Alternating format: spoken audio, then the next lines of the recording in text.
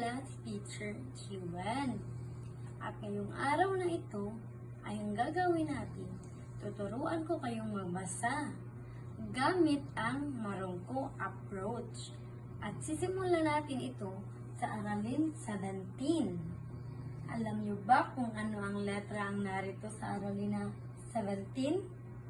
Ito ay ang letrang G. Alam niyo kung ano ito? At alam niyo ba kung ano ang tunog nito? Pero bago ko ituturo kung ano ang tunog ng letrang G, dito muna tayo. Ito ang letrang G na malaki. At ito naman ang maliit na letra. Ngayon, dumako naman tayo sa tunog. Ang tunog ng letrang G ay G, G, G. Sige nga, kayo naman. G, G, G. Tama.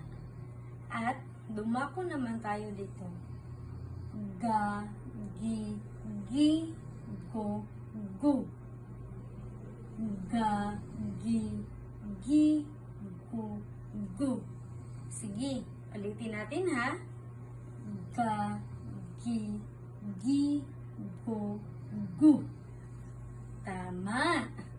Dito naman tayo. Go, go. Go, go. Go, to. Go, to. Ka, ga, bi. Kagabi. Ga, bi. Gabi. Gu, sa, li. Gusali. Gan, sa. Gansa. Ga, ya. Gaya. Gamot. Gamot. Ilog. Ilog. Gasa. Gasa. Gatas. Gatas. Malusog. Malusog. At lumako naman tayo sa ibabang parte. Basahin natin ito ng buo. Sabayan niyo ako ha. Ang gansa ni Gibo. Ang gansa ni Gibo. Si Gibo ay may gansa. Si Gibo ang may gansa. Sino nga ulit ang merong gansa? Tama. Si Gibo ang may gansa. Ang gansa ay si Gali. Ang gansa ay si Gali.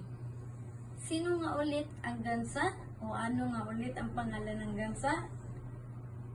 Tama. Ang pangalan ng gansa ay si Gali.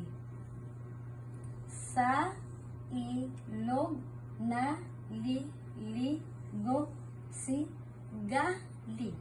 Sa ilog naliligo si Gali. Saan nga naliligo si Gali? Tama, sa ilog. Si Gali ay malusog. Si Gali ay malusog. Kasama ni Gibo si Gali. Kasama ni Gibo si Gali. Ayun. Sino nga ito ang malusog? Tama. Si Gali ay malusog. At sino nga ang kasama ni Gibo? Tama. Si Gali ang kasama ni Gibo. Ayun lamang. Sana ay meron kayong natutunan sa ating pagbabasa ngayon. Ayun lamang at maraming salamat. Paalam!